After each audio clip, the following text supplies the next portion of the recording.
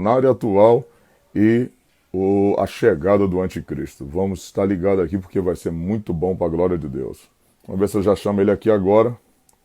Pastor Marco Antônio de Oliveira. Vamos de Deus aí.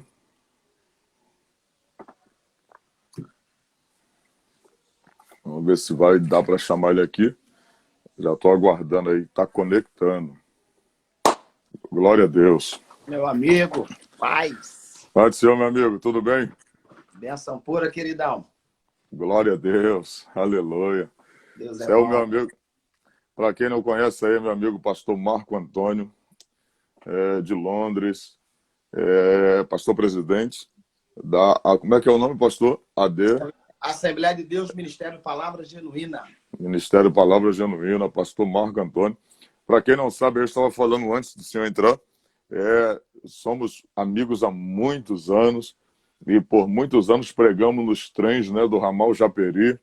Não tinha microfone, não tinha nada, e a gente pregando ali, pregando a palavra do Senhor, e por muitas ocasiões subimos um monte junto para orar. E o que mais me chama a atenção na sua pessoa, e eu posso falar isso porque sou seu amigo e vejo isso até hoje, é que a sua vida de busca, de consagração, não mudou. O local não mudou, o Senhor, pelo contrário, Deus te levou para ir para sustentar centenas de pessoas que porventura estavam com a fé abalada, apagada, mas Deus te levou para levar o povo a orar. E eu louvo a Deus por isso, que isso é a prova, pastor Marco, que o lugar só apaga o homem se o homem quiser, né? Toda a pompa, tudo aquilo que o lugar proporciona só apaga a sua fé se ele quiser. Mas se ele manter o foco, ele continua com a vida no altar e com a vida cheia do Espírito Santo até os dias de hoje, como é o Senhor. Isso é uma verdade, não é? Paz perfeita, querido. Pastor Júnior Trovão, faço minhas as tuas palavras. Conheço o pastor Júnior há mais de 20 anos. E posso também testificar a sua seriedade no Evangelho, sempre muito comprometido com a pregação da palavra de Deus, sempre muito zeloso. Pregávamos dentro dos trens, orávamos nos montes, estudávamos a Bíblia junto durante muitos anos. Lembro que às vezes dividimos as fitinhas dos pregadores lá atrás, quando estávamos começando a pregar. Eu lembro que nós ouvíamos muito o pastor Napoleão Falcão e ficávamos dividindo, cada um pegava uma fitinha do outro. E o tempo passou e o nosso comprometimento com o Evangelho continuou. O pastor Júnior hoje é uma das vozes proféticas mais conhecidas do Brasil e do mundo, mas continua esse amor de pessoa, uma simpatia, uma humildade. Porque eu costumo dizer, pastor Júnior, que a verdadeira grandeza dos nobres são a sua humildade. Não existe nobreza sem humildade. Os nobres são humildes. Eu vejo que sua pessoa é uma pessoa humilde, por isso Deus tem te usado para ganhar milhares de pessoas em volta do mundo. Eu me orgulho, fico muito orgulhoso, feliz de poder ter participado do seu início, ter visto as profecias a seu respeito. Eu lembro que em muitos montes Deus usava profetas e dizia que ia te levar pelas nações. E hoje, eu de longe, estou há 13 anos morando aqui em Londres, vai fazer 13 anos. Já tivemos o prazer de recebê-lo algumas vezes aqui em Londres. E a gente fica feliz de ver como Deus tem te usado. Me sinto privilegiado de fazer parte dessa live, de poder estar contigo para a gente bater um papo sobre escatologia, sobre o cenário mundial, sobre Bíblia. Eu acho que isso é importante. Cumprimento todos os irmãos também que estão aí nessa live. Deus abençoe a todos. Pastor Marcos, aproveitando esse momento aí que a gente está vivendo agora e a gente tem visto o que está por detrás, né, de toda essa situação, pelo menos aqui no país, no Brasil, onde a gente mora, aqui não é em si uma guerra contra o vírus em si. Há outros interesses por detrás disso e baseando-se na própria lei marcial agora, que é uma lei que foi assinada por Barack Obama, né, há 3 anos atrás, tanto que você vai ver hoje governadores, você vai ver prefeitos investidos de uma autoridade que até então, em circunstâncias normais, eles não têm, de tanto poder que essa lei dá a ele. E essa própria lei marcial, ela pela enciclopédia Wikipedia, ela diz que a definição da lei marcial é que se pode, de acordo com a pandemia ou com um sítio, né, declarado por um país, por um presidente, em estado de sítio. Então, essa lei marcial ela pode ser implementada e as pessoas têm que seguir de forma rigorosa, seja por vontade multa ou por força. Ela vai ter que se render ao que diz as autoridades de acordo com a lei marcial. Então, a gente observa que 3 bilhões de pessoas estão hoje em quarentena ao redor do mundo, estão seguindo o que diz a OMS, né, a Organização Mundial de Saúde, e as autoridades locais. Aí a gente observa que há um teste mundial sendo feito, há algo sendo bem elaborado, parece que é um tipo de... Embora nós não estamos aqui, deixar bem claro para as pessoas, que nós não estamos descartando a questão do vírus, não. O vírus existe, o risco existe, a letalidade também existe, os devidos cuidados devem ser feitos. Mas concernente se aproveitou de um momento para se também fazer um teste muito grande com a população mundial e ver como ela está reagindo a esse teste baseado-se nessa lei marcial. E a gente está observando, pastor Marcos, que é um cenário perfeito, né? Está sendo um cenário perfeito para que tudo seja bem encaminhado, para que o anticristo chegue. Até porque, se a gente for analisar pela Bíblia, ele vai chegar justamente no momento de caos, porque o caos vai sendo elaborado, vai se trazendo o caos, e as pessoas vão cada vez mais pedindo a urgência da solução do problema, e nessa hora o mundo com certeza vai conhecer a qualquer momento o homem do pecado, o anticristo. Você acha que o cenário que a gente está vivendo agora, conforme está em Daniel 9:27, que ele que vai ser o homem que vai trazer um acordo de paz no próprio Oriente Médio, que está em guerra, né? Eles firmarão um acordo de paz durante 3 anos e meio, conforme está em Daniel 9:27, e se entende que se ele vai fazer esse acordo de paz, se entende que ele é um homem político, né? Um homem envolvido, bem articulado, conforme está em Apocalipse 13, diz que ele tem um discurso muito poderoso, muito inflamado, muito influente.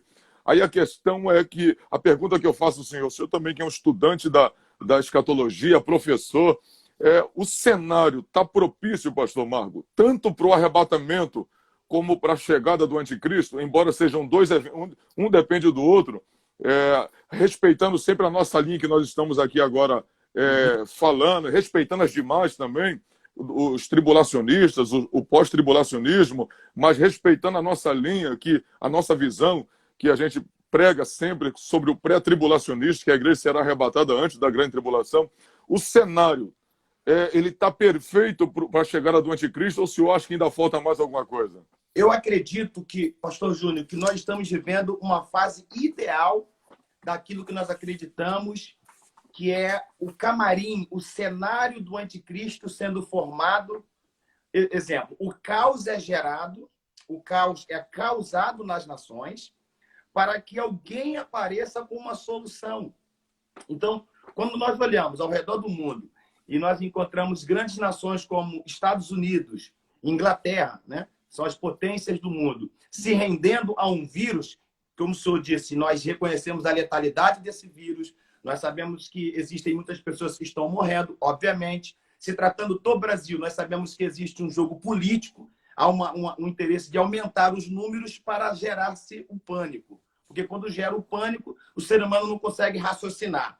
E automaticamente, quando aparece uma suposta solução, o ser humano abraça essa solução porque ele está cansado de viver sobre o psicológico do pânico. Então, nós percebemos que as nações se renderam a um vírus que nós sabemos da seriedade dele, mas que não é nada perto daquilo que um dia o mundo irá presenciar. Quando eu olho as nações se rendendo a essa situação, são mais de 152 países hoje em dia, como o senhor disse, mais da metade da população global se rendeu a um vírus. Preste atenção. Quando eu olho esse cenário, eu lembro, pastor Júnior, do versículo 6 de 2 Tessalonicenses, capítulo 2. O senhor é um estudante da Bíblia, o senhor vai lembrar que o apóstolo Paulo, no capítulo 2, versículo 1, ele fala assim, que nós sabemos que o fim virá, ele diz assim, mas não virá o fim sem que antes se manifeste 2 coisas. Ele diz, primeiro, a apostasia e depois o homem do pecado, o iníquo. Sim, Paulo sim. diz que esses últimos dias, eles serão caracterizados por 2 manifestações. Primeiro, a apostasia, nós estamos vivendo isso, infelizmente, a igreja apostata, existe uma apostasia moral, uma apostasia doutrinária, embora a gente veja um suposto avivamento, mas também, juntamente com esse avivamento, há um afastamento da sã doutrina, e esse cenário que Paulo disse, que vai vir a apostasia, e aí sim vai se revelar o homem do pecado. Em 2 Tessalonicenses, capítulo 2, lá no versículo 6, pastor, que o senhor pode abrir aí, vamos ver sobre o cenário mundial. O versículo 6 do capítulo 2 de 2 Tessa. Olha o que está escrito. O senhor pode ler? 2 Tessalonicenses, capítulo 2, versículo 6. A gente está falando sobre o cenário mundial do anticristo. capítulo 2, versículo 6. Versículo 6, sim, senhor.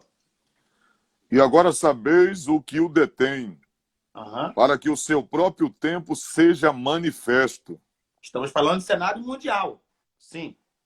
Porque já o ministério da injustiça opera. Somente há um que agora o retém, até que do meio seja tirado. Olha Então, o versículo 8 que diz. E então será revelado o iníquo, a quem o Senhor desfará pelo espírito da sua boca e aniquilará pelo esplendor da sua vinda. Meu amigo, volta agora para o versículo 3. Vamos voltar para o versículo 3, meu pastor? Para a gente entender sobre o cenário que o senhor me perguntou. Ninguém de maneira alguma vos engane, porque não será assim, sem que antes venha a apostasia e se manifeste o homem do pecado, o filho da perdição. Verso 4. O qual se opõe e se levanta contra tudo o que se chama Deus, ou se adora, de sorte que se assentará como Deus no templo de Deus, querendo parecer Deus. Esse é o cenário que Paulo está dizendo. Que o fim não virá sem que essas duas coisas aconteçam. Primeiro, a apostasia e se revele o iníquo, o homem do pecado. Eu acredito, pastor Júnior, eu sou pré-tribulacionista, nós somos pré-tribulacionistas, nós acreditamos que a igreja será arrebatada antes da grande tribulação, porém esse texto aqui está dizendo que a igreja ela vai conseguir, de alguma maneira, identificar, ela vai conseguir, talvez não saber exatamente quem é o anticristo, mas identificá-lo, sim. Sim, sim, sim. Identificá-lo, sim. E ele diz que esse mistério da iniquidade já opera no mundo. As nações já estão preparadas para este homem que vai trazer as supostas soluções que o mundo precisa. Só que Paulo diz no versículo 6, só há um que o detém, até que do meio seja tirado. Então será revelado o iníquo. Então, essa revelação plena, ou seja, o abrir das cortinas para a humanidade vai ser quando a igreja sair desta terra. Aí as cortinas se abrem. Só que a igreja, ela tem inteligência espiritual. A Bíblia diz que nós temos inteligência espiritual. Nós vamos identificar pelos acontecimentos das nações, pelas notícias do mundo, a gente vai entender, opa, esse possivelmente é o homem do pecado, o filho da perdição. Só que ele não pode tomar conta. Ele não pode dominar o mundo, porque a igreja ainda está aqui. Paulo diz assim, até que do meio seja tirado. Interessante que o significado da palavra igreja, no grego, né, que é eclésia, significa tirados de dentro para fora. Então, a igreja vai ser tirada deste mundo. E aí sim o anticristo se revela. E esse mundo vai ser um lugar muito triste. E sem contar, como a gente falou sempre no início agora, a gente respeita as outras linhas teológicas, mas a nossa visão teológica aqui que nós passamos é a visão pré-tribulacionista, que nós não cremos que a igreja de Cristo, lavada e remida pelo sangue do Cordeiro, ela, em hipótese alguma, ela passará pela grande tribulação. Até porque há dois textos que dão muita margem para isso, além do texto que Jesus disse para Filadélfia, assim como tu guardaste a palavra da minha paciência, também te guardarei da hora da tentação que há de vir sobre todo mundo. Mas há um texto muito interessante que está em 1 Coríntios 15:52, quando Paulo disse, na verdade, nem todos dormiremos, mas seremos arrebatados no abrir e fechar de olhos. Pastor, a sua internet está um pouco... Ela travou um pouco. Vamos ver o pastor Marcos estabelecer aí. Parece que a minha internet está boa, né? Dá um alô se está tudo certo, irmãos. A internet do pastor deu uma travada ali. Vê se a minha internet está ok. A internet do pastor Marcos travou. Pastor Marcos, você está me ouvindo? A internet do pastor Marcos travou. Parece que a minha internet ainda está boa, né? Ainda está boa, mas parece que a internet do pastor travou. Irmãos, a gente está indo um pouco paulatino, né? A gente está indo paulatinamente para que você entenda o cenário do qual está sendo traçado, quem é ele, quem é o anticristo, da onde ele virá, como virá. A gente está dando pelo menos um norte parecido com o que a gente está ensinando aqui agora. Acho que a internet do pastor... Pastor Marcos, você está me ouvindo? A sua internet travou. Vamos ver, chamar... Pastor Marcos, você está me ouvindo? A internet do pastor está travada. Reverendo, sua internet está travada. Espera aí, eu tenho que voltar ela aqui. Espera aí, meu amigo. O que aconteceu? Manda de novo. O pastor Marcos, deixa eu chamar ele aqui de volta aqui. Espera aí. Os irmãos tenham um pouco de paciência para que a gente crie uma linha de raciocínio para que os irmãos entendam. Não adianta também sair atropelando, né? Sair atropelando a linha de raciocínio, senão os irmãos não vão entender o que a gente está falando aqui. Então, a gente precisa criar essa linha de raciocínio até para que os irmãos entendam, para que a gente chegue no denominador comum, onde a gente quer chegar aqui agora acerca do cenário mundial do anticristo. Né? A chegada, o cenário sendo preparado para ele. Desculpa, pessoal, minha linha travou, acho que eu estava carregando o celular, aqueceu o celular e acho que dá uma travada. Eu tirei aqui do cabo. Verano, então, só para a gente finalizar, para a gente concluir aquela linha de pensamento, como eu disse, respeitando as outras linhas de interpretação da escatologia bíblica concernente ao arrebatamento da igreja, nós respeitamos, mas a linha que nós estamos traçando aqui é a linha pré-tribulacionista, até porque, como pré-tribulacionista, eu entendo que a igreja do Senhor Jesus ela não vai passar pela grande tribulação, como eu citei, Apocalipse 3, falando acerca da igreja de Filadélfia, como tu guardaste a palavra da minha paciência, também te guardarei da hora da tentação que há sobre todo mundo, que virá sobre todo mundo.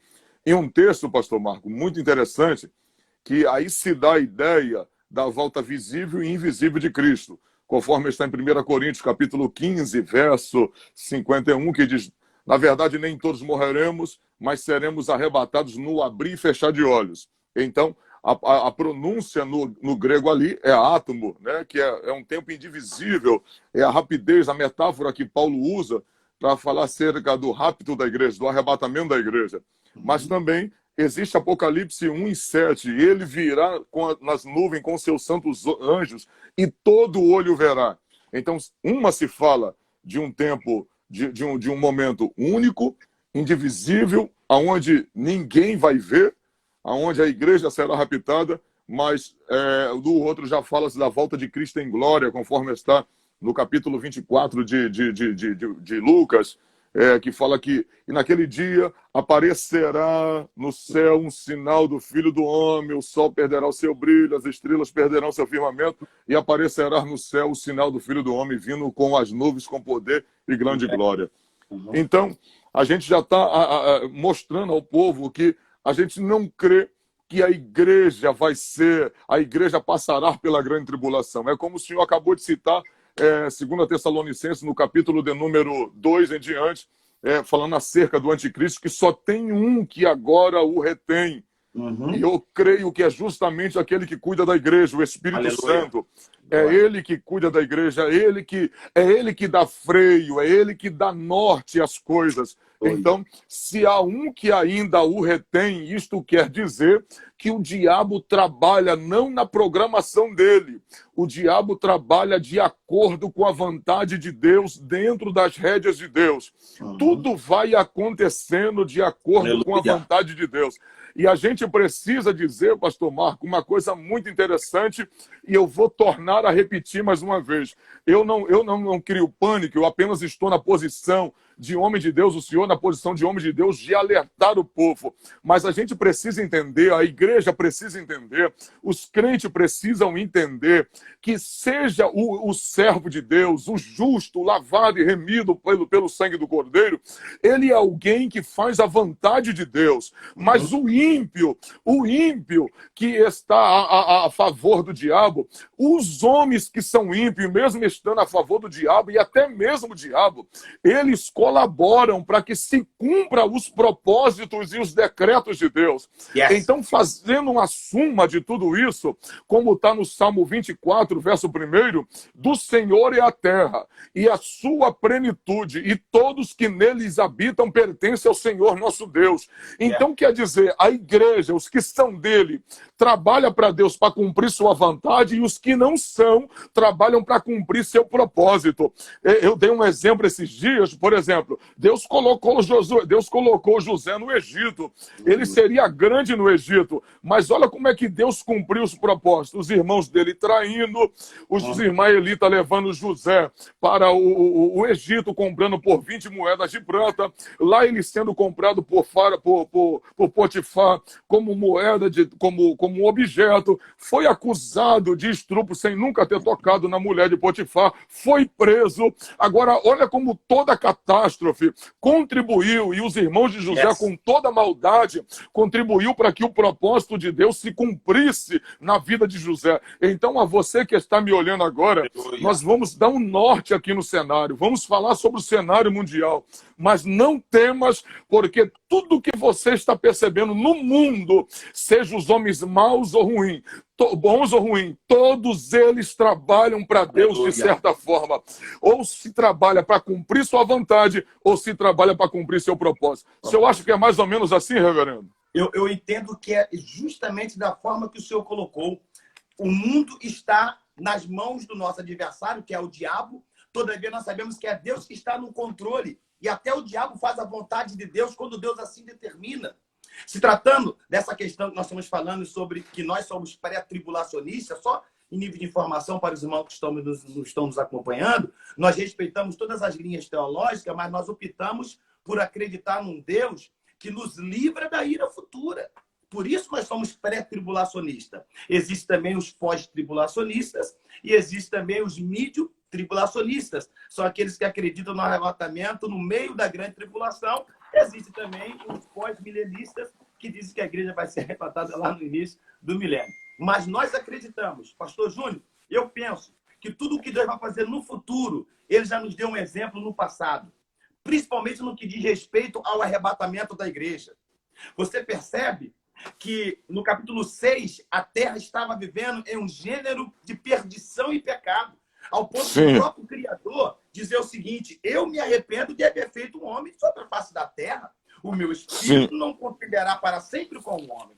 Deus levanta um homem chamado Noé para fazer uma arca. Agora, antes de Deus trazer o dilúvio no capítulo 6, Deus arrebata Enoque no capítulo 5 de Gênesis. Então, Enoque, ele é um tipo de igreja no Antigo Testamento, que é livre do juízo. Então, o Enoque ele é arrebatado antes do dilúvio. O Elias também é um grande exemplo que Deus nos deu no passado, para nos mostrar o que vai acontecer no futuro. Você percebe que está Elias e Eliseu. Um é tomado e o outro é deixado. É o exemplo. Elias é a igreja que sobe. Eliseu é a igreja que fica. Então, antes de Israel ser disperso, Deus levou Elias para o céu de glória. Um outro exemplo, a gente vê o próprio Senhor Jesus dizendo em Lucas capítulo 19, diz assim, olha, porque assim como foi nos dias de Noé, aí ele conta como foi nos dias de Noé. Ele continua dizendo, porque também assim como foi nos dias de Sodoma e Gomorra, assim significa do mesmo modo, da mesma maneira, do mesmo jeito. Ou seja, Deus livrou Noé, Deus livrou Ló da destruição de Sodoma. Então, arrebatamento, Deus já nos deu um exemplo no passado, porque Deus tem compromisso com a igreja. Deus tem compromisso com a igreja. Quando Paulo fala em Colossenses capítulo 1, a partir do versículo 26 de Colossenses, Paulo disse que a igreja é um mistério que esteve oculto pelos séculos dos séculos.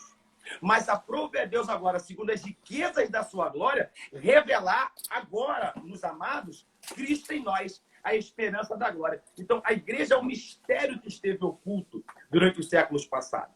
Abraão foi o amigo de Deus, mas não era igreja. Elias foi um grande profeta, mas não foi igreja. Nós somos a igreja de Jesus. Ele prometeu nos livrar. Aqui em 1 Tessalonicenses, capítulo 1, versículo 10, olha o que Paulo disse, pastor Júnior, tratando do arrebatamento para defender a nossa visão pré-tribulacionista. Todos esses exemplos que eu dei é para defender a nossa tese. Por que nós somos pré-tribulacionistas? Verso 10 do capítulo 1 de 1 Tessalonicenses, Paulo disse assim: a esperar dos céus é seu Filho, a quem ressuscitou dos mortos, a saber, Jesus, que nos livra da ira futura. Ele nos livra da ira futura. Ainda em 1 Tessalonicenses, no capítulo 5, olha o que Paulo vai dizer, no versículo 12 em diante. Paulo diz assim: porque vós mesmos sabeis muito bem que o dia do Senhor virá como ladrão. Esse como ladrão aqui, é claro que ninguém vai ficar deitado na noite esperando assim, ó, vou ficar acordado porque 3 horas vai chegar um ladrão, vou dar minha carteira para ele. Não. Esse como ladrão é a surpresa do acontecimento. Paulo está falando. Versículo 3. Verdade. Porque quando disserem a paz e a segurança, então lhes sobrevirá repentina destruição. Isso aqui já é um cenário do anticristo, que ele vem apresentar uma falsa paz, porque Paulo diz, quando ouvir dizer a paz e a segurança, lhes sobrevirá repentina destruição. Pastor Júnior, o mundo nunca teve paz e nem segurança.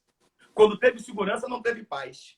Quando teve paz, não teve segurança. O anticristo, quando surgir nessa terra, ele vai oferecer ao mundo paz e segurança. Só que a Bíblia diz que sobrevirá repentina destruição. Mas só para terminar essa fala, olha o que diz no versículo 9, do capítulo 5 de 1 Tessalonicenses. Paulo diz assim: porque Deus não nos destinou para a ira, mas para a aquisição da salvação por Jesus Cristo, nosso Senhor. O versículo que o Senhor falou em Apocalipse 3, acho que 20, 3, 10, não lembro bem. Como guardaste a palavra da minha paciência, também te guardarei. E outros textos nos faz acreditar que o mundo está em confusão. Nós estamos crendo piamente que Deus é poderoso para guardar os seus filhos. E que a qualquer momento, como o Senhor falou, vai se cumprir o que Paulo profetizou no capítulo 15 de 1 Coríntios. A trombeta vai tocar e nós seremos arrebatados desta terra. Ô, pastor Marcos, continuando dentro dessa linha aí do cenário, o maior, na minha opinião, o maior cenário, embora a gente vai discorrer sobre isso aqui ainda, o maior cenário que Jesus está às portas e que o mundo está sendo preparado para o anticristo é justamente o que o senhor leu no capítulo 2, verso 3 de 2 Tessalonicenses, que diz assim: ninguém de maneira alguma vos engane, porque não será assim sem que antes venha a apostasia. A apostasia não é para o mundo em si. A apostasia é para aqueles que conheceram a Cristo, experimentaram a fé verdadeira, sabe qual é a fé salvífica, mas abandona a fé por fábulas, abandonam a fé por devaneios dessa vida, por levar uma vida desregrada, levar uma vida fora da vontade de Deus e querendo abrir mão da verdadeira fé para levar uma vida cristã da maneira que quer. Aleluia. Então as pessoas vão trocar a doutrina verdadeira do evangelho por fábulas, aonde hoje, nos nossos dias, vocês estão vendo que está surgindo líderes a 3x4. Parece que está havendo até um fast food evangelho, né?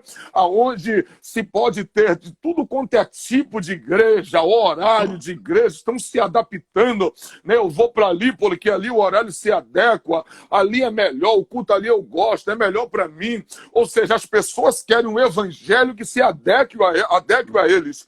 As pessoas querem viver um evangelho que venha se adequar ao seu estilo de vida, quando na verdade somos nós que temos que se adequar ao evangelho. Quando eu quero levar um evangelho que se adeque a mim, eu praticamente vou me apostatar da vontade de Deus, porque não é Deus que tem que se adaptar à minha vontade, não é a palavra que tem que se adaptar à minha vontade, sou eu que tenho que se adaptar a Deus e a sua vontade, porque a vontade dele é soberana, até porque as pessoas hoje usam para dar lugar também à carne, acerca dos costumes, acerca também da cultura, mas eu aprendi estudando cultura dentro do seminário, que a Bíblia, ela também é supracultural. Isto quer dizer que não é a cultura que está acima da Bíblia, é a Bíblia que está acima da cultura. Então é tudo que tem que se adaptar a nós. Então, antes do mundo acontecer guerra, antes de acontecer rumores de guerra, conforme já vem acontecendo, pai contra filho, filho contra pai, filho matando pai, pai matando filho, entre tudo que nós estamos vendo aí, o maior sinal que Jesus está voltando é que a igreja está se apostatando. Tanto que há um texto tão tremendo, pastor Marcos, que Jesus disse em Lucas 18:10, Jesus disse assim, uma pergunta, ele disse, quando o Filho do Homem voltar, porventura achará fé na terra? Ou seja, Jesus não está dizendo que se quando ele voltar, ele quer achar você com dinheiro, ele não está preocupado se vai achar você com dinheiro, se vai achar você num carro de luxo, numa boa casa, ele está dizendo que aquilo que em Judas diz no verso 6, que ele, quando nos salvou, introduziu em nós uma fé, a fé salvífica. Ele está dizendo, no dia que eu voltar, eu aceito achar você sem dinheiro, eu aceito achar você sem saúde, eu aceito achar você morando de aluguel, até na rua eu aceito achar você, eu só não aceito achar você sem fé. Aleluia. Então Jesus está dizendo que quando ele partiu, a fé da igreja estava lá em cima, a fé dos apóstolos estava lá em cima, mas na sua volta a iniquidade vai estar tão grande, a apostasia vai estar tão grande, e a fé que ele requer para que nós sejamos salvos vai estar lá embaixo. Então cada um cuide da sua fé para que não desfaleça. Então o maior cenário para que a gente saiba que Jesus está às portas e o anticristo vai chegar é a apostasia que acontece no meio do povo evangélico. Não é isso, homem de Deus? Pastor, o apóstolo Paulo falando na primeira carta que ele escreveu a Timóteo no capítulo 4, ele diz assim, o Espírito expressamente diz que nos últimos dias alguns apostatarão da fé, ou seja, se afastarão da fé verdadeira e darão ouvidos a espíritos enganadores e a doutrinas de demônios. Na segunda carta de Paulo, no capítulo 4, ele fala quase a mesma coisa. Ele diz que nos últimos dias os homens não suportariam a sã doutrina, mas teriam como que comichão nos ouvidos e amontoariam para si doutores que, segundo as suas próprias concupiscências e vaidades, vivemos essa fase.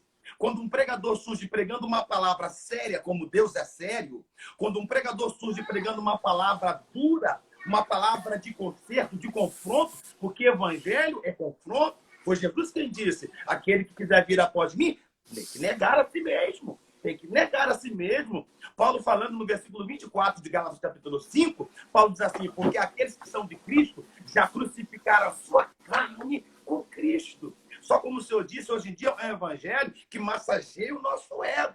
É o evangelho dos doutores que só fala as coisas para massagear o nosso ego, a nossa vontade, as mensagens motivacionais. Só se fala em coisas que o homem vai vencer, vai conquistar, vai ganhar, vai enriquecer. E ninguém está pensando no céu. Os homens só estão olhando para a terra. Satanás sabe como fazer as pessoas esquecer do céu. É dar para eles as riquezas da terra. Satanás fez isso com o próprio Senhor Jesus de forma ilusória. Ele falou, eu te entrego os reinos deste mundo se tão somente prostrado me adorares. Então o que o diabo quer? Que as pessoas fiquem presas nesse mundo, que se afastem das Santas Escrituras, que não perceba que a Bíblia está se cumprindo e o anticristo está às portas. Mas antes dele revelar sua cara, a igreja vai ser arrebatada. É nisso que nós cremos. Então é interessante que a gente tem que perceber o seguinte, se alguns se apostarão da fé, isto quer dizer que são pessoas que, a princípio, começaram a viver a fé verdadeira, né? Porque para se apostatar, tiveram no nosso meio, Só que é interessante que são pessoas que... É aí que a Bíblia, pastor Marcos, é aí que a Bíblia fala... Agora nós estamos falando do nosso lado aqui, do nosso lado dos crentes. É aí que a Bíblia chama as pessoas de falso, né? Os falsos profetas. Se você for observar, ninguém nasce falso. Ninguém nasce falso, mas ao transcorrer da vida pode se tornando falso. Ao transcorrer dos anos, pode abandonar a verdade e viver uma vida de mentira. Então, para sintetizar esse assunto, é interessante que se alguns se apostarão da fé, isto quer dizer que, resumindo, simplificando, eles vão deixar de ser igreja, mas vão continuar indo à igreja. Perfeitamente. Vão se transformar, pastor?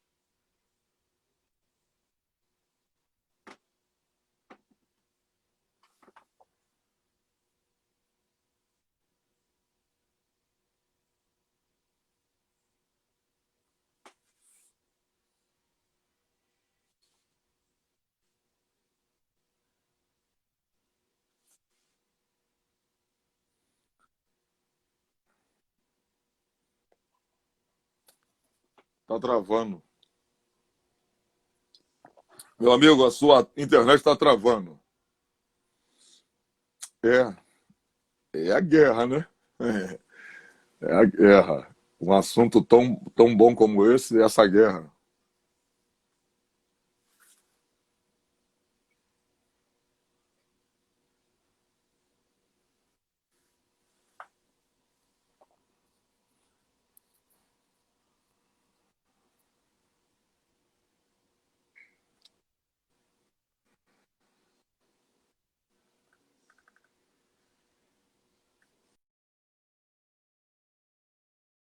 Eu vou remover... Pastor, eu tive que remover o senhor porque a sua internet travou de novo. Travou de novo.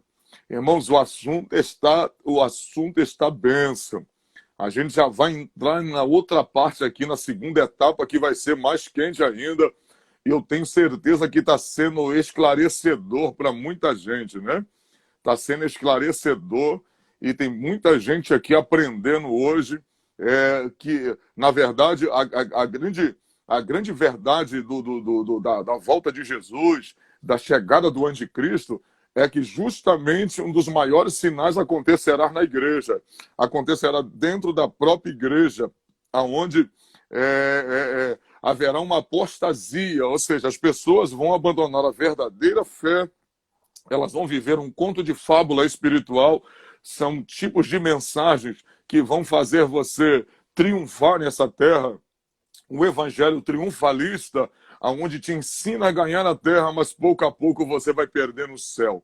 Estão fazendo uma maldade com a igreja. Para mim, é uma maldade terrível que estão fazendo com a igreja, tirando a mente da igreja do céu e colocando a mente da igreja da terra. Irmãos, numa hora como essa que nós estamos vivendo agora, nós deveríamos pregar o evangelho como nunca, pregar o evangelho de santidade, de obediência, de temor a Deus, a volta de Jesus, mas parece que quanto mais a hora se afunila, quanto mais perto de irmos para casa, quanto mais perto de trocar a trombeta, parece que mais apóstata o povo fica.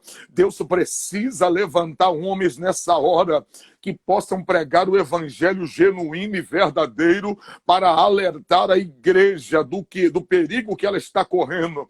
A gente não precisa olhar para o cenário mundial em si para a gente observar o que está ocorrendo. É só a gente olhar para dentro da igreja, ver a apostasia, é irmão contra irmão, é um denigrindo o outro, é um batendo no outro, é um falando mal do outro. As pessoas acham hoje, irmãos, que o negócio está tão feio que acha que pecado na igreja é só adultério, acha que pecado na igreja é só fornicação, mas falador, fofoqueiro também vai para o inferno, ladrão de energia também vai para o inferno, quem não perdoa também vai para o inferno, a fofoqueira vai para o inferno, quem anda seduzindo as pessoas também vai para o inferno. Vira e mexe, as pessoas esqueceram de falar isso, irmãos. Aqueles que guardam mágoa no seu coração, que não perdoa, vai para o inferno.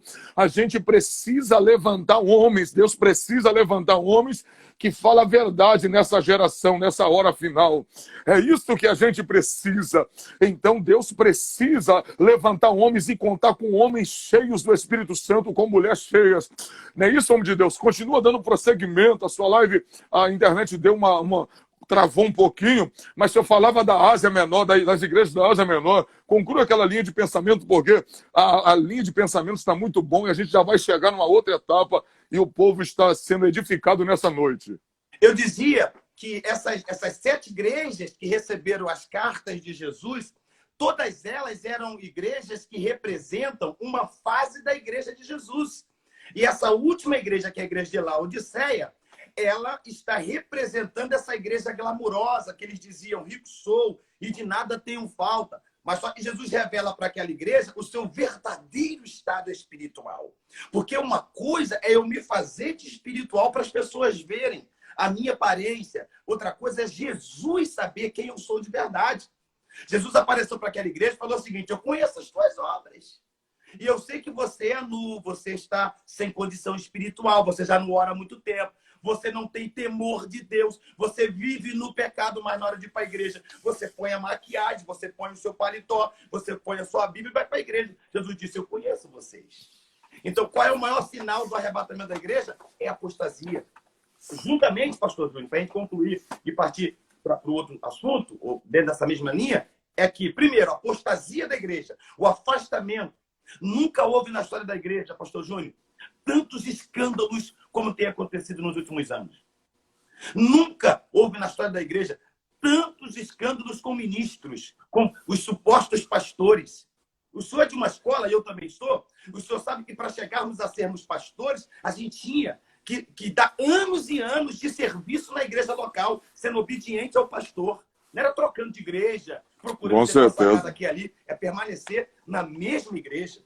O senhor postou um dia desse, os seus pais estão há mais de 50 anos na mesma igreja. Né? Pastor Isaías Lemos Coimbra, nosso grande amigo, seu pastor presidente, né? Em Hebreus capítulo 5, versículo 4, Paulo diz assim, ninguém pode tomar para si essa honra sem que por ele tenha sido chamado. Hoje em dia qualquer pessoa diz que é pastor. E os escândalos estão aí, mostrando que a igreja está se apostatando. Em seguida, é o surgimento do anticristo. Pastor, e o interessante que, segundo a Bíblia Sagrada, agora, voltando para o cenário mundial, o senhor pode prosseguir, pastor Júnior, nas demais, na linha, né? O arrebatamento subindo, e o que vai acontecer depois do arrebatamento? Então, é justamente... depois do arrebatamento? O mundo vai estar em pânico, né? O mundo vai estar em pânico, o mundo vai estar em polvorosa, imagine. Deixa eu tentar aqui tirar aqui os comentários para ver se a internet do pastor fica melhor. O mundo, de fato, vai estar em polvorosa, o mundo vai estar totalmente alarmado, o mundo vai estar totalmente em desespero. E é justamente nesse momento, irmãos, e acredite no que a própria palavra do Senhor diz, ele vai ser apresentado ao mundo. E para ser apresentado... Pastor, está me ouvindo agora? Eu tirei os comentários para ver se melhora. Vê se voltou aí. Estou te ouvindo bem. Estou ouvindo bem. Então, tirei os comentários para ver se fica melhor. Então, pastor Marcos, na verdade, o mundo vai estar em polvorosa, o mundo vai estar em crise, em desespero total. E uma grande verdade que as pessoas precisam entender, quando o arrebatamento acontecer, o anticristo já vai estar no mundo, mas só que ele não vai ser um homem que vai surgir de uma hora para outra. Ele já vai ter conceito, já vai ter prestígio, mas é como a Bíblia fala, ele só será revelado de acordo com a vontade de Deus, quando o Espírito Santo ainda o retém. Mas ele será... Então a Bíblia diz que vai ser revelado o iníquo, segundo a permissão de Deus. É Deus que vai permitir ele ser revelado ao mundo. Então é interessante, pastor Marcos, que esse homem já vai ter prestígio, ele vai ser um homem político, e embora a gente não queira aqui apontar ninguém, mas de acordo com a diáspora, você lembra de 1948? Não, 1900 e... A diáspora dos judeus, agora me fugiu na memória a chamada diáspora dos judeus. No ano 70, né? No ano 70. Ano 70, isso, 70. Quando o general Tito destruiu Jerusalém. Então, a partir da diáspora, os judeus, para não ficarem sem pátria, os judeus se rebelaram para o mundo todo, foram para diversas partes do mundo, e para eles também não ficar sem descendência, porque muitos ficaram sem suas esposas, ou foram mortos naquela situação. E a grande verdade é, hoje tem judeu com sangue mesclado no mundo. Hoje tem judeu com dupla nacionalidade. Dentro desse norte, dentro dessa possibilidade por causa da diáspora, o senhor acha que, primeiro, como os judeus hoje, eles esperam o Messias ainda, eles não creem que Jesus é o Messias, então para eles o Messias ainda vai vir, eles querem um Messias guerreiro, provavelmente político. Dentro dessa linha e dos judeus esperarem o Messias, não creem que Jesus é o Messias vindo de Deus, e dessa possibilidade da diáspora possibilitar que judeus do mundo inteiro hoje tenham dupla nacionalidade, né? Judeus por diversas partes do mundo tenham dupla nacionalidade. O senhor acha que hoje, de acordo com esse cenário, o anticristo ele pode vir de qualquer parte do mundo? Eu acredito, pastor Júnior, que nós devemos...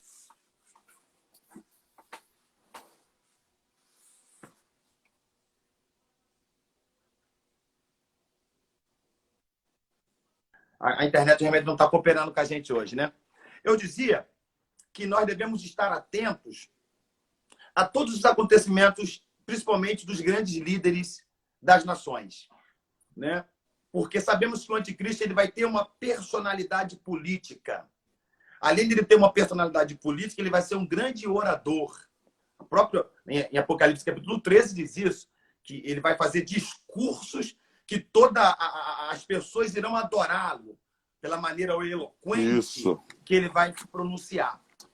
Agora, fica isso eu consegui dizer que esse anticristo ele tem que ser um judeu de puro sangue ou se vão aceitar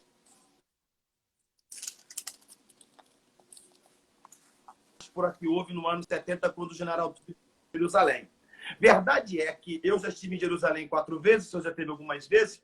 O que os judeus mais querem no momento é a oportunidade de conseguir ter o seu templo, né? Até mesmo nessa segunda Tessalonicenses 2 que nós lemos aqui, diz que o anticristo ele vai proibir e vai perseguir tudo que é Deus, se referindo na segunda metade da grande tribulação, e vai se assentar no templo. Ora, se Paulo está dizendo que ele vai se assentar no templo, é porque esse templo vai ser reerguido dos judeus. Então eu penso que não necessariamente tem que ser um judeu de puro sangue, mas alguém que vai dar aos judeus, estou aqui conjecturando, vai dar aos judeus aquilo que eles mais querem, que é o templo, para que eles possam adorar, que é a briga. Porque Jerusalém, o senhor sabe, ela está dividida entre as 3 maiores religiões da Terra, né? Está dividida entre o cristianismo, o islamismo e o judaísmo.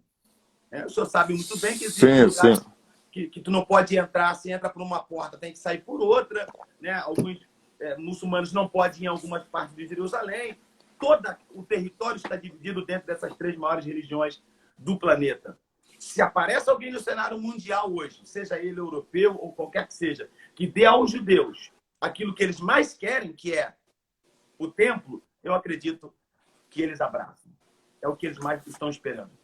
Eles podem entender que é o Messias, que deu a eles o que ninguém tinha dado até então, né? Durante todo esse tempo. A gente vê isso que, como que Herodes o Grande, que construiu esse templo, porque aquilo que está lá em Jerusalém hoje, que é o Muro das Lamentações, o senhor sabe que do chão até a 7ª pedra são pedras originais do prédio que o Herodes construiu. Era o templo dos dias de Jesus. Você vê que a planta que Zorobabel fez aquele templo era uma planta pequena, quando os judeus voltam do cativeiro. Tanto é que o senhor sabe disso, Ageu e Zacarias está profetizando nesse período em que eles estavam desprezando o tamanho, a simplicidade do templo. Só que Herodes, nos dias de Jesus, ele deu um update nesse templo.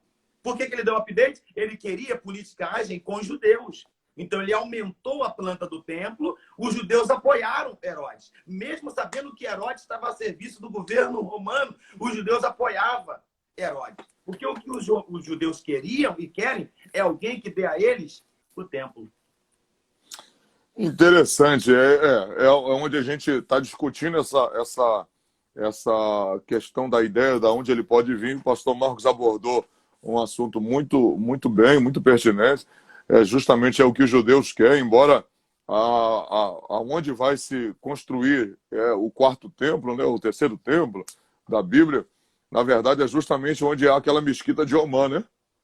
É onde está a mesquita de Omar, e eles querem a todo tempo, está na justiça, me parece, que aquilo ali é uma mesquita muçulmânica dentro, né, das regiões que pertencem a Israel, de Jerusalém, e eles querem Monte destruir Moriá. aquilo. É interessante, pastor Marcos, porque Deus permitiu aquela mesquita estar ali, é justamente porque se não fosse muçulmânica, eles já teriam feito há muito tempo o último templo da Bíblia, né? Eles já teriam já tinham feito no seu templo. Então aquilo ali, com certeza, é uma estratégia de Deus para que a profecia se cumpra no tempo determinado pelo Senhor, né? E Deus é terrível na sua estratégia para que tudo ocorra perfeitamente. Deus faz tudo, pastor Júnior, de acordo com o relógio profético.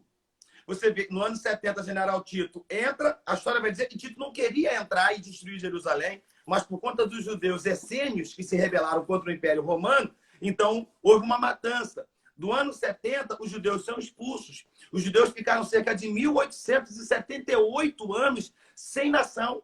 É como se nós tivéssemos sido expulsos do Brasil e durante 1878 anos nós não fôssemos autorizados a voltar no nosso país. Os judeus, durante quase 1800 anos, ficaram espalhados no mundo inteiro. Nesse período de tempo, veio o Império Otomano. O Império Otomano é o Império dos Islâmicos sobre Jerusalém. Jerusalém ficou há cerca de quase 1000 anos nas mãos dos islâmicos, cumprindo, pastor Júnior, o que o senhor falou no início da nossa conversa. Daniel, capítulo 9, a partir do versículo 24, Daniel disse, até profetizando para, no caso, o anjo Gabriel, profetizando para Daniel, falou o seguinte: até que o tempo dos gentios se cumpra. Então você percebe que esse período que os judeus são espalhados pelo mundo afora é o tempo dos gentios se cumprindo sobre Jerusalém. Então Jerusalém está sob o domínio dos gentios. Em 1948, segundo a Ordem das Nações Unidas e Oswaldo Aranha, um brasileiro que assina, o senhor sabe muito bem, dando aos judeus o direito de voltar para sua pátria, estava ali se cumprindo uma das maiores profecias de Jesus em Mateus 24. O senhor vai se lembrar disso, é professor de Bíblia. Jesus disse assim: olha, olhai para a figueira. Israel é a figueira, na linguagem tipológica. Quando a figueira voltar a brotar e os seus ramos surgirem, vocês fiquem preparados, porque já está próximo a vossa redenção. Então, em 1948, Israel volta para sua terra, encontrou um deserto, porque Israel, quando chegou lá, era uma terra seca. 70 anos atrás não tinha nada ali. Cumpriu-se, pastor Júnior, Isaías 66, verso 8, que diz assim: pode uma nação nascer em um dia? Então, naquele dia, Israel nasce. Isaías profetizou no capítulo 41 que o deserto se transformaria em pomar, que Deus traria água ao sedento. Hoje, pastor Júnior, Israel é a maior tecnologia de irrigação da terra. Uma terra que era deserto 70 anos atrás, hoje é uma terra produtiva. Eles fizeram o deserto produzir para cumprir a profecia de Isaías, capítulo 41. Então você percebe que Israel é o relógio profético da Bíblia. Então, agora que os judeus voltaram para a sua terra, eles ainda não podem dominar, porque tem outras duas religiões, que são os cristãos e os islâmicos. Então você percebe que a briga hoje está naquele pedaço de chão, que é o Monte Moriá, o mesmo lugar que Abraão ia sacrificar Isaac, onde tinha sido construído o primeiro templo. Hoje está ali o Domo da Rocha, que os muçulmanos detêm aquele pedaço de chão. A briga está nisso ali. Pastor Marcos, e na verdade assim, o anticristo vai chegar num momento muito terrível, né? Muito caótico do mundo, até porque se o arrebatamento acontece, vai acontecer aviões, de repente não aviões, porque existe um copiloto, né? Mas se os dois for crentes, também não se sabe, né? Pode ir pro chão também.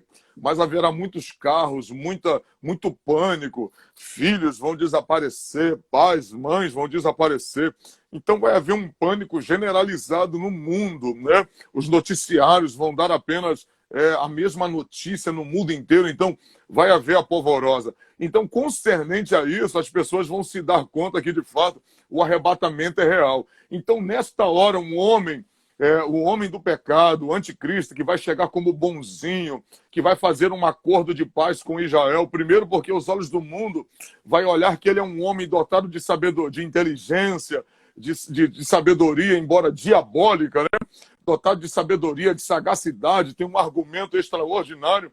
O mundo vai olhar para esse homem e vai ver que ele é um homem que conseguiu fazer o que ninguém conseguiu realizar em todos esses tempos, que é o acordo de paz, que está vigente, uma profecia que está vigente nos nossos dias atuais, a briga no Oriente Médio entre árabes e judeus. Então o anticristo chega, faz esse acordo de paz, o próprio mundo já vai olhar para ele com outros olhos, né? Já vai perceber que ele é um homem diferente, já vai entender que ele é um homem de conciliação, de paz. Então a Bíblia diz que a princípio, é como o Senhor disse, ele vai trazer paz e segurança para o mundo, né?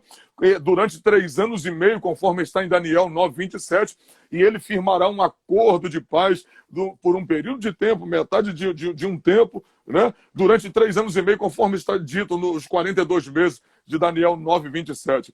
Mas o interessante é que após esse período, a Bíblia diz em Apocalipse, no capítulo de número 13, no versículo de número 4, a Bíblia diz que o diabo, quando o anticristo se revelar sua verdadeira face, quem ele é, quando o mundo estiver totalmente iludido com ele, achando que ele de fato é o salvador da humanidade, ele vai se revelar por um plano diabólico de Satanás e por vontade de Deus, conforme está no capítulo 13 de Apocalipse, versículo 4, que diz assim: e adoraram o dragão, que deu a besta, ou seja, o dragão, o diabo, que deu a besta o seu poder, e adoraram a besta, dizendo: quem é semelhante à besta? Quem poderá batalhar contra ela? Mostrando seu poderio, mostrando quem ele é de verdade, porque nesse período de paz, nesse período de conciliação, que ele é um homem que trouxe a paz no Oriente Médio, ele vai trazer muitos aliados, e vai fazer com que muitos líderes políticos, muitos governantes, né, se tornarão subalternos a ele, e vai entender acerca de um poder mundial, de um líder mundial que conseguiu trazer a paz no Oriente Médio, e vão trazer ele não precisa nem ter a aprovação de todos, mas se ele tiver a aprovação também de uma boa parte dos países mais poderosos da terra, já está bom, porque a Bíblia diz que ele fará guerra e ele será poderoso com pouca gente ao seu lado, ou seja, tendo as maiores potências do mundo ao seu lado, ele já consegue dominar o mundo inteiro. Então a Bíblia diz que ele terá o poder dado por Satanás, e o texto diz: quem batalhará contra ela? E o texto diz no capítulo 13, verso 5, de Apocalipse, assim: e foi-lhe dado uma boca para proferir grandes coisas e blasfêmias, e deu-lhes poder para agir por 42 meses. E abriu a sua boca, no verso 6, em blasfêmia contra Deus, para blasfemar do seu nome e do seu tabernáculo e dos que habitam sobre a terra. Talvez ele vai abrir a boca, pastor Marcos, nesse período, e vai mostrando ao mundo que o maior problema do mundo foi a religião. O maior problema do mundo talvez foi os próprios judeus. Vai se voltar contra os judeus vão mostrar para eles vai mostrar para os judeus verdadeiramente quem ele é, e vai fazer com que o mundo inteiro, ele cria de fato uma religião única, ou vai criar um governo único, aonde o Deus que vai querer desejar ser adorado é o próprio anticristo. E o texto diz que foi-lhe dado uma boca com poder de criar grandes arrogâncias, de falar blasfêmias contra Deus. E o texto diz no verso 7 que foi-lhe permitido fazer guerra aos santos e vencê-los, e deu-lhes poder sobre toda a tribo, língua e nação. Isso quer dizer que ele vai fazer guerra contra aqueles que ficarem, provavelmente contra Israel, o povo escolhido de Deus, e boa parte da igreja, né? Pastor Marco, para sintetizar um assunto aqui, as pessoas falam que a igreja vai ficar, mas eu entendo que a igreja não fica. Por quê? Porque para mim a igreja é a que sobe. Entendi. Para mim a igreja é a que sobe. Então, os que ficam não eram igreja, né? São pessoas que vão ser... Aqui, pastor Júnior, tem um negócio interessantíssimo que o senhor falou agora, desse versículo 5 aqui, que ele vai ficar por 42 meses, nós sabemos que é 3 anos e meio, né? Isso. Que é quando ele rompe essa aliança, lá no versículo 27 de Daniel, capítulo 9, que o senhor leu, diz que ele vai fazer um acordo por uma semana, o verso 27 diz, né? Nós sabemos que é uma semana de anos, e o texto diz que no meio da semana ele quebra essa aliança, né? Dando a entender, literalmente, que a princípio, quando esse homem chegar, ele vai ser aclamado. Esses dias, eu conversando com um nobre colega nosso, ele falou assim, poxa, pastorzão, eu tenho dificuldade de acreditar que o mundo vai ser dominado por um homem. Ele falando, né? Eu tenho dificuldade de acreditar. Eu falei, rapaz, sempre foi desejo do homem dominar o mundo. Lá em Gênesis, capítulo 11, aparece um cara com o nome de Nimrod, né? Que inclusive foi na Babilônia, né? É ali no berço da civilização. Esse Nimrod, ele fez uma cidade-estado. E ali, se Deus não descesse para confundir a língua, ele realmente ia conseguir levantar uma torre. Então você vê que o desejo de um homem dominar o mundo inteiro já é antigo, essa sede. A gente vê isso através dos imperadores que vieram, como Alexandre o grande líder da antiga Grécia. Um rapaz novo que dominou o mundo inteiro dos seus dias, que morre aos seus 33 anos de idade. Então você percebe que o anticristo, quando vier, este homem do pecado, ele vai vir. Por quê, pastor Júnior? As profecias da Bíblia, elas têm duas vertentes. Ela tem o seu cumprimento parcial e o seu cumprimento literal. O seu cumprimento parcial pode ser entendido o seu cumprimento histórico, né? Quando ela tem o seu cumprimento na história da humanidade. E o cumprimento profético é quando essa mesma profecia que ela teve de forma parcial, o cumprimento na história, ela vai se cumprir de forma literal nos últimos dias. As profecias de Daniel, o anjo Gabriel diz assim, Daniel, essa profecia é para muitos tempos, é para frente, é para os últimos dias. Então a gente acredita que realmente o mundo está preparando um homem e este homem vai ser capaz de dominar o mundo inteiro. Porque a gente viu isso aconteceu com os imperadores da antiga Roma, isso aconteceu com os imperadores da antiga Síria, sempre foi sede dos homens dominar o mundo inteiro. E o mundo está sendo preparado para isso. E o diabo já tem homens, né, específicos, né, para preparar esse cenário também para ele. Né? Olha só, Júlio, não sei se você vai lembrar, na época do governo de Fernando Henrique Cardoso, o Fernando Henrique ele fez uma PL, um projeto de lei, não sei se não foi aprovado, até hoje não, que ele queria fazer com que toda a América Latina tivesse somente uma moeda. Somente uma moeda. Era projeto do Fernando Henrique, não foi aprovado. Mas o nosso real hoje já é a moeda mais forte da América Latina. E você sabe que os anos se passaram e hoje você não precisa mais de passaporte para viajar nos países vizinhos ao Brasil, só para a identidade. A gente pode viajar. Na Europa é a mesma coisa, né? Cidadão europeu não precisa de passaporte. Com a identidade ele viaja nos países que fazem parte da comunidade europeia. Então você percebe que o mundo está sendo preparado. Quase ninguém mais usa dinheiro. A maioria das pessoas usa cartão ou transferência bancária. Então, na verdade, o inglês hoje é falado no mundo inteiro. Qualquer lugar que você vai nesse planeta, fala-se inglês. Aí esse amigo dizia, eu não acredito que um homem vai conseguir dominar o mundo inteiro, mas o mundo já está sendo preparado para isso.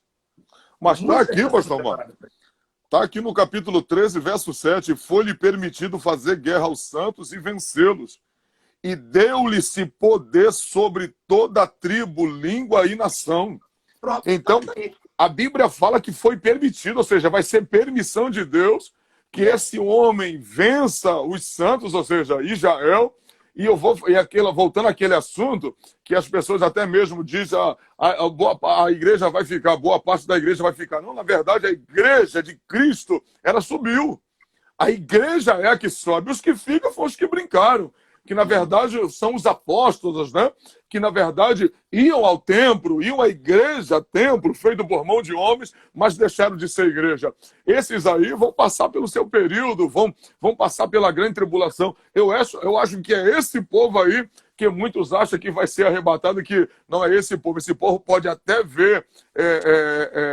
pode até, se sobreviver à grande tribulação, pode até ver Jesus no final dos 7 anos, se sobreviver, pode ver Jesus literalmente como ele virá em glória, né? Visivelmente todo olho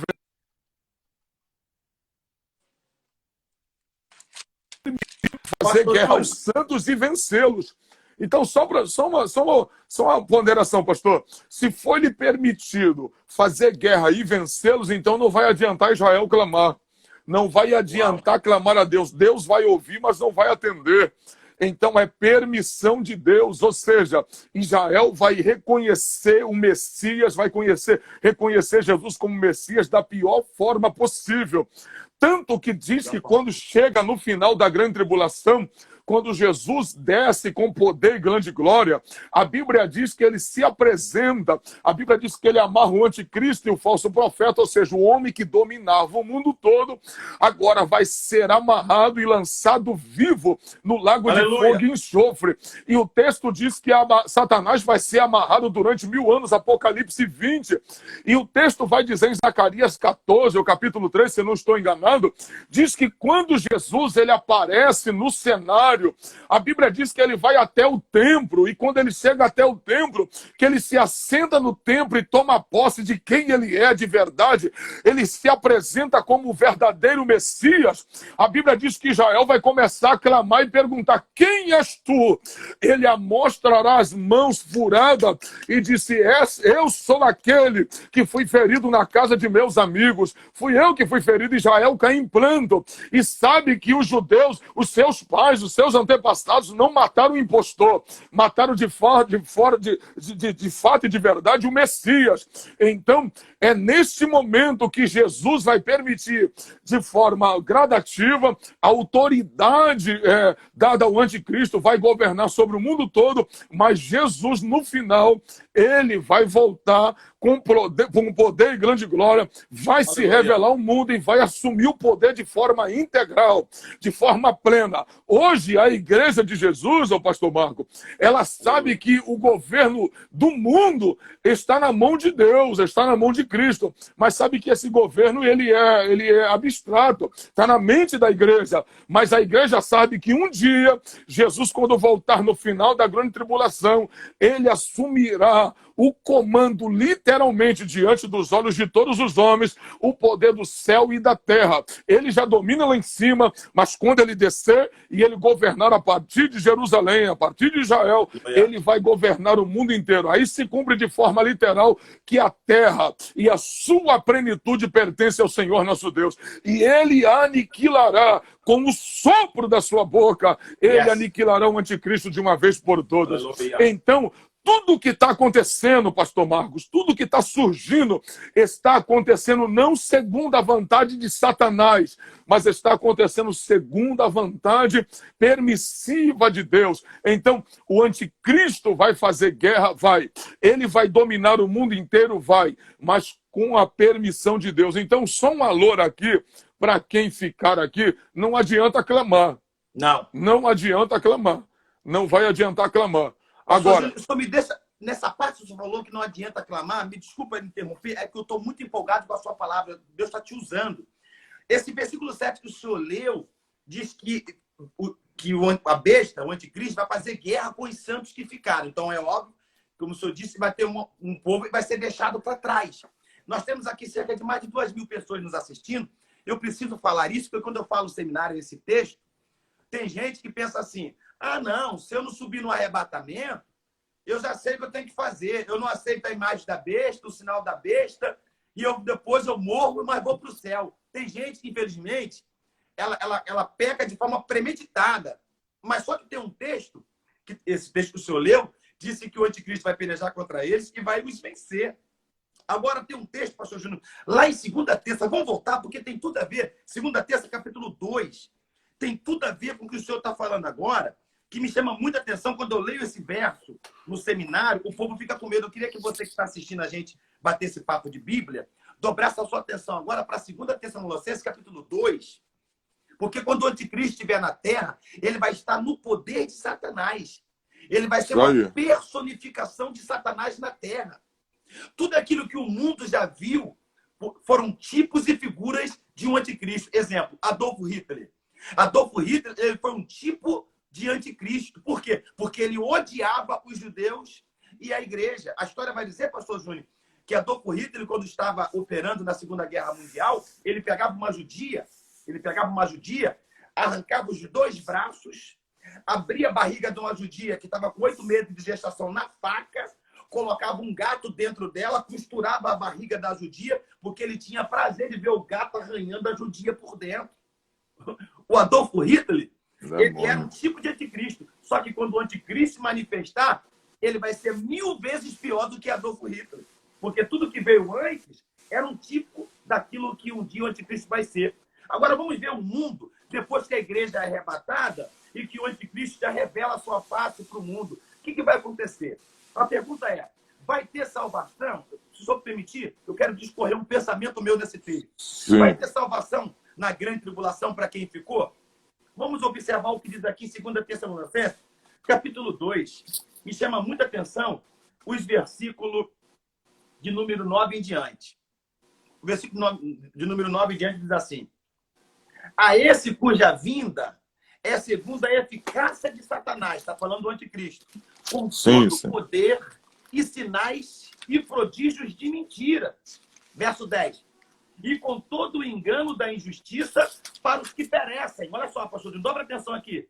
Porque não receberam o amor da verdade para se salvarem. Está falando de pessoas que teve a oportunidade de serem arrebatadas, mas não quiseram.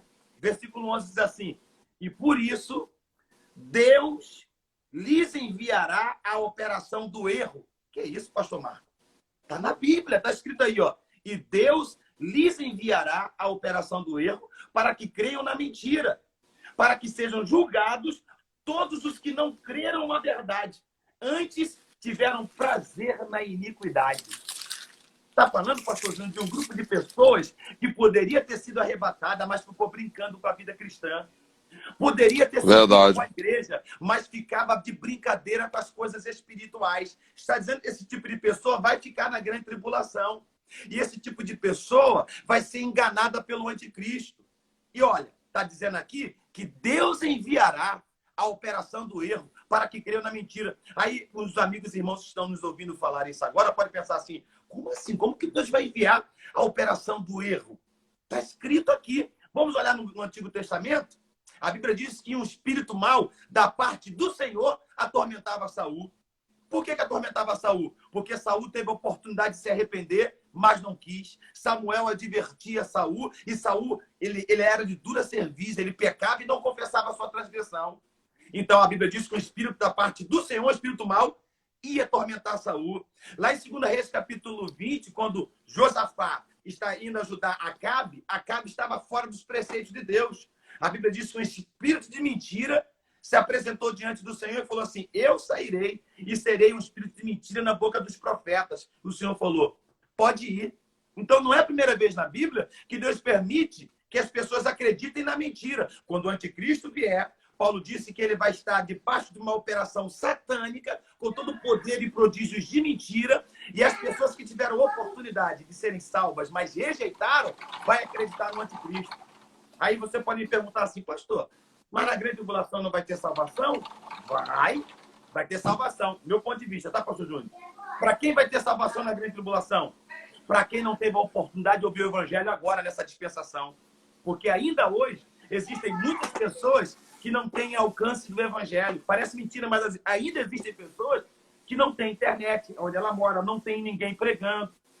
O programa missionário das igrejas estão muito falhos. Existem muitos missionários que não conseguem levar a palavra porque não tem sustento, não tem condições.